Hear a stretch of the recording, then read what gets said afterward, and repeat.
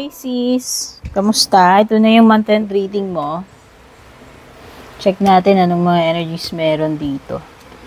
Pero lahat ng reading ko dito, Pisces, ay timeless. Kaya kahit na late man makarating sa'yo ito. As long as natagpuan ka nitong reading ko.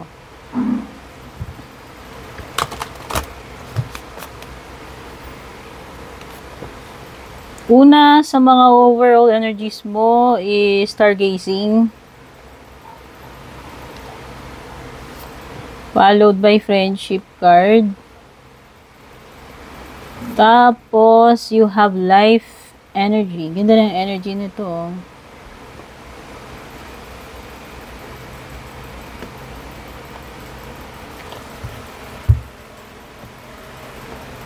Stargazing.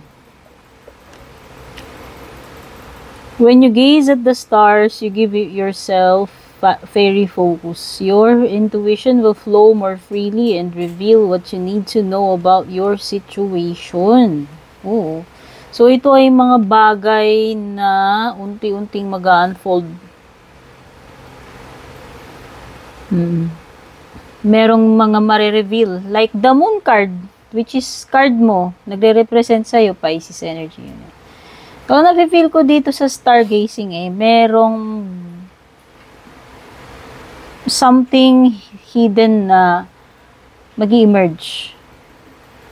Parang ang moon card, 'di ba? Doon sa moon card kung nabi-visualize ninyo 'yun. May tubig doon, tas may mga creatures na nagko-crawl up papunta sa land. Tas may nasisinagan ng moon. So, yun na nga, nakikita ko may mga bagay na unti-unting magiging klaro para sa'yo, Pisces. Kung una nalalabuan ka or hindi mo alam na may mga bagay na nangyayari na ganyan, no? So, ito ay gaining clarity about your situation. So, unti-unti nang ma-expose lahat-lahat yung mga nakatago na yan, kung ano man yung mga yan. Unti-unti nang mag-unfold naturally. Friendship, fairies, and humans alike need friends. Now is the time to seek out those who will support and encourage you on your journey to fulfill your dreams.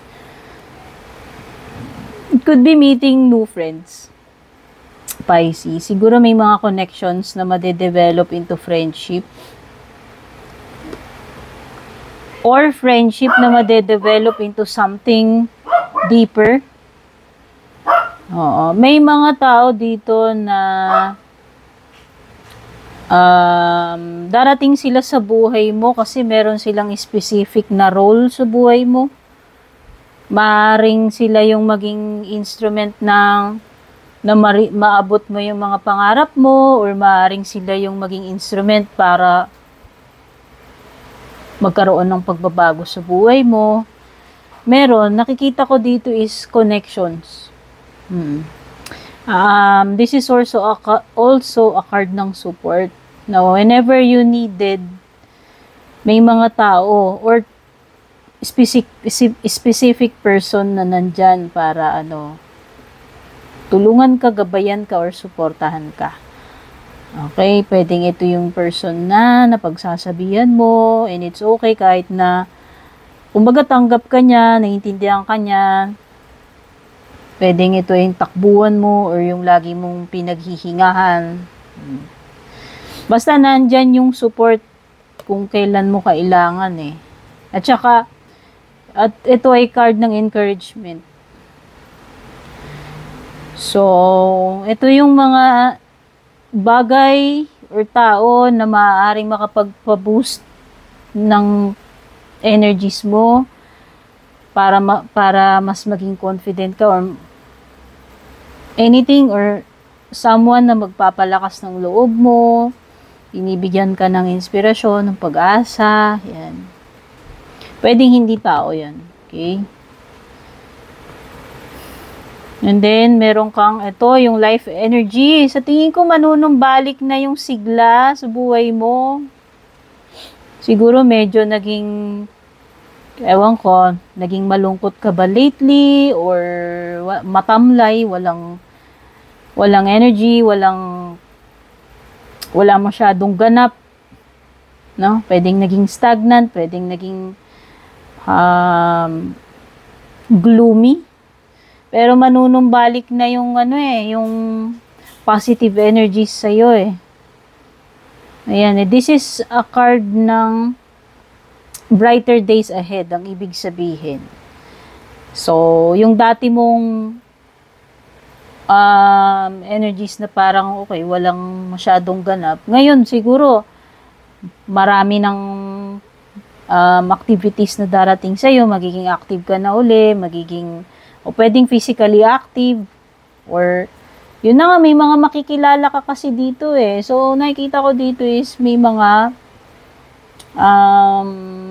magagandang pagbabago sa situation mo. Mapupuno na uli ng buhay. Yan. Sun is also related sa light. So, pwedeng yung dating ang makulimlim or yung kung may mga hidden man dito, sabi ko nga, mabibigyan na ng clarity. Okay? Meron something dito na maliliwanagan eh. Baka ikaw to. Kung ano-ano pa man, at ito ay card ng good health, bukod sa happiness, bukod sa pagiging positive or positive changes. Ito yung energy wherein tagsha-shine ka, so pwedeng ito yung strength mo rin, source ng ang sun kasi is source. So, kung ano man yung nagre-relate sa'yo, it could be a new source of happiness, inspiration, or strength, or source of income. Pwede rin naman, why not? Kasi nagsusustain ng araw eh. Nagbibigay siya sa atin ng mga pangangailangan natin. So, pwedeng ito ay isang malakas na source. Whether ang pinag-uusapan natin dito is happiness, health, etc. No? O, meron something na marireveal din. Oo, sabi ko nga kung ano man yung whatever is in the shadows will soon emerge. No? Kaya sinasabi ko, may mga bagay na ma-expose, mabibigyan ng kaliwanagan, and ma-reveal. Hello nga pala, I'm Purple Teen. By the way, bago ko makalimutan, don't forget to subscribe, like, follow, patap na rin po yung bell icon. Kung gusto niyo po akong suportahan, pwede po kayong mag-join ng membership ko sa YouTube. Pwede rin kayong mag-avail ng subscription ko sa FB. Pwede rin kayong magpadala ng star sa FB or magpadala ng super thanks sa YouTube. At yung mga interesado sa private reading ko, tignan nyo na lang po yung mga nakasulat dyan sa description. Inilagay ko po dyan yung pinaka-link sa nag-iisang official FB page ko.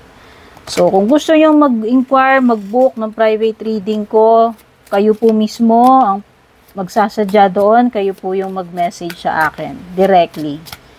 Never po ako mag-add friend or mag-message or mag-chat sa inyo. Marami na rin po kasing gumagaya ng page ko or nagpapanggap na ako. Okay? Oops. Masyadong marami yan. Wait lang. Patayin ng iba.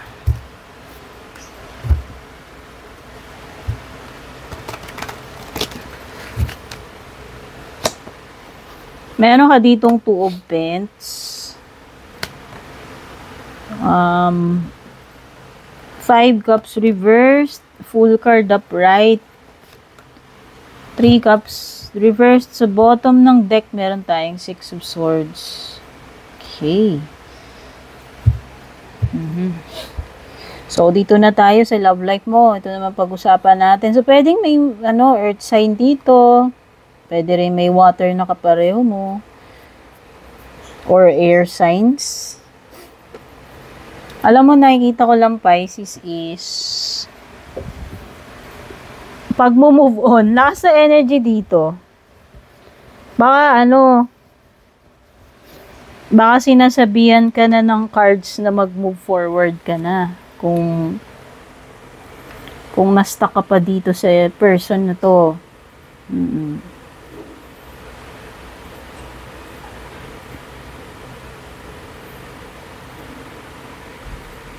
Pwede rin you're dealing with 2 persons. Wow, Pisces, Meron ka ba pinagsasabay dito? O, bahala ka na kung energy mo yung nasasagap o energy ni person mo, Meron dito kasing energy ng pinagsasabay, whether ikaw yung gumagawa, no, yung person mo, yun ang ginawa sa'yo. Oo.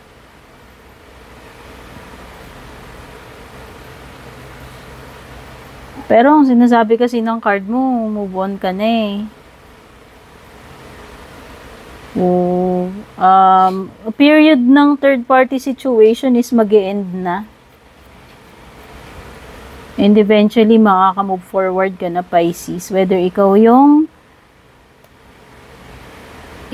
ginawang third party o ikaw yung gumawa nito. Nakakakita na ako ng pag-move away, pag-move on with the Six of Swords and Five of Cups. So, eventually, matatanggap mo rin to kahit gaano ka-difficult tong pinagdadaanan mo or pinagdaanan mo. Nakikita ko kasi na magde-decide eventually kung hindi pa nangyayari to. So, mamimili lang ng isa. Hindi pwedeng mamangka sa dalawang ilog forever. Yun lang yun. So, whether ikaw yung inaargabyado rito or ikaw gumagawa niyan, hindi mo kayang i-maintain yan forever na dala-dalawa. Okay? So, meron at meron ditong i-dispatch siya. So, doon na magkakaroon ng pag-move on once na bibitiwan na yung isa rito. Kasi nga, hindi mo naman, magkakasama kayo, pwede yun, diba? Sabihin na natin na walang kamuwang-muwang yung isa, kawawa naman. Imagine mo naman yun, hindi niya alam na meron pala siyang ka-share, diba? Unfair yun. Basta nakikita ko lang dito is unending kasi meron ng lalayo. At saka new chapter, by the way. Meron ka kasing Wheel of Fortune dito. So, nakikita ko unti-unti nang aaliwalas yung love life mo. Magkakaroon na ng magandang pagbabago or a new chapter with the Wheel of Fortune and the Fool card. Yes, nakikita ko is a brand new start. Whether with the same person o bagong person to, Kasi parang, meron din kasing feeling dito na magsisimula kayo uli, Oo, parang, pwedeng same person, new chapter. Or, new person, new chapter. Yun lang yun. And this time, mas magiging stable na to. But if this is a new person, makakahanap ka ng mas better na person, darating sa yung better person, and this time, mas stable yung relationship ninyo, or mas matured tong person na to, mas itong person na to, mas mag-o-offer siya ng stability sa'yo compared doon sa isa, sa mas nauna or previous. So, yun na nga, may bagong, pagpasok sa commitment or relationship. Okay. Matatapos na yung period ng yung iba sa inyo dyan, pagiging single. Kung single ka, kumbaga walang kalatoy-latoy yung love life mo, matatapos na yun. Yung pagiging boring ng love life mo, magkakaroon ng excitement, ng adventure with the Fool card. Basta, magkakaroon ng new experience, Pisces. Especially yan sa mga single na sinasabi ko. Kung walang kalatoy-latoy yung love life ninyo, ayan na, paparating na yung kulay. Check pa natin ano pa yung ibang paparating sa'yo, Pisces.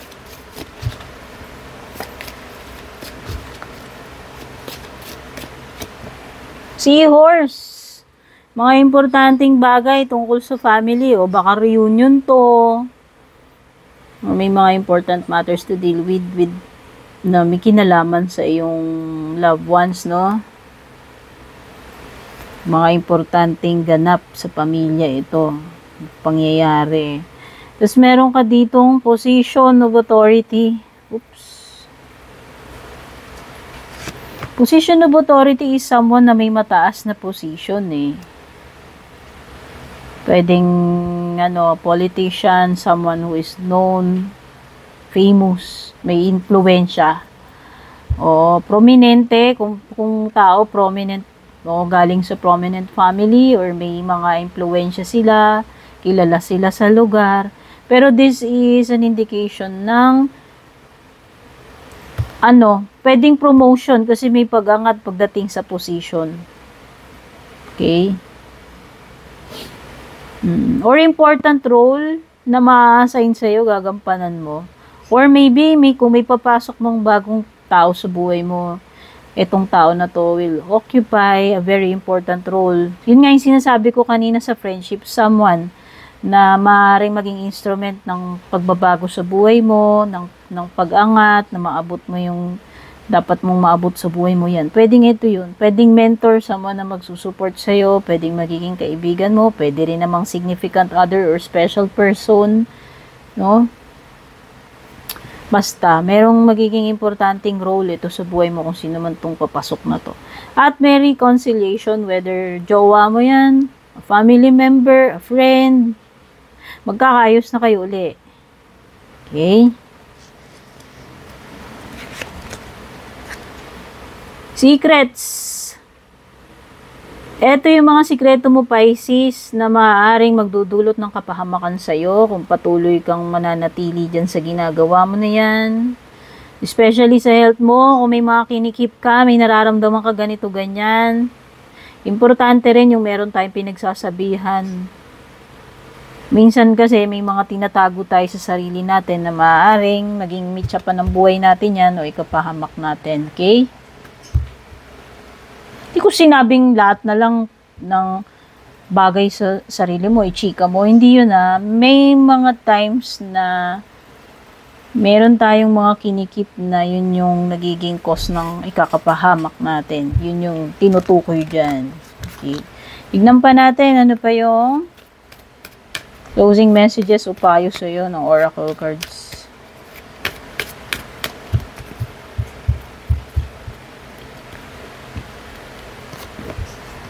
O, recovery period.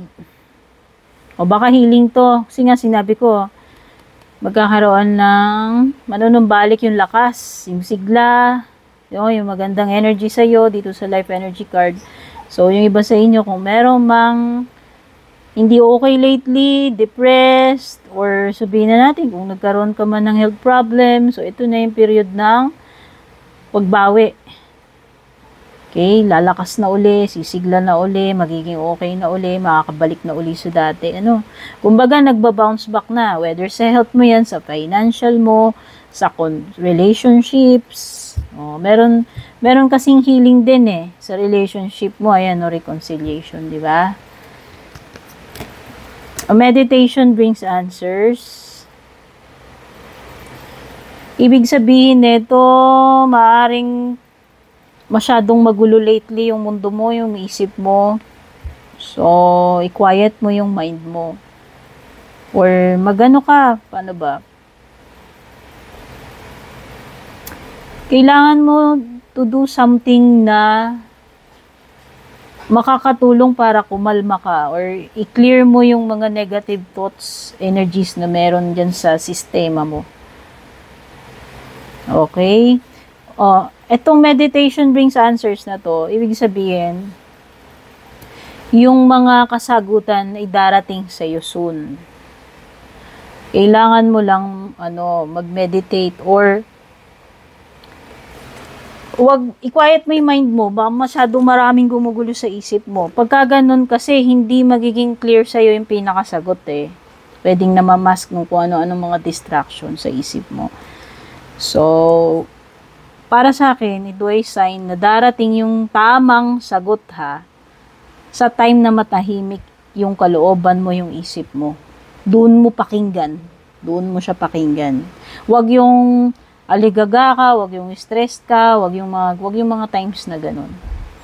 So, kung kailan ka most peaceful, doon mo pakinggan yung inner self mo, kung ano yung sinasabi niya or nararamdaman mo. Okay? Siguro nandoon yung sagot. Take action. Tapos na yung time ng